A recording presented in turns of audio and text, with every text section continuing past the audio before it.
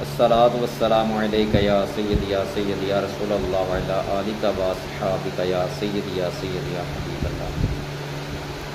حضرت موسیٰ علیہ السلام جب چلتے چلتے رات کے وقت کوہ طور کے پاس پہنچے تو اللہ تعالیٰ نے آپ علیہ السلام کو نبوت کے ساتھ ساتھ 2 معجزے عطا فرمائے۔ اللہ تبارک و تعالیٰ نے آپ علیہ السلام کو نبوت کے ساتھ ساتھ 2 معجزے عطا فرمائے۔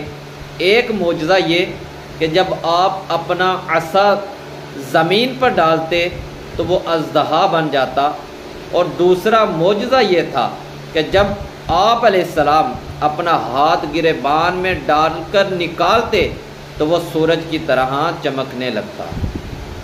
نبوت و معجزات عطا فرمانے کے بعد اللہ تعالیٰ نے حضرت موسیٰ علیہ السلام کو دین کی دعوت دینے کے لیے فرعون کے پاس جانے کا حکم دیا۔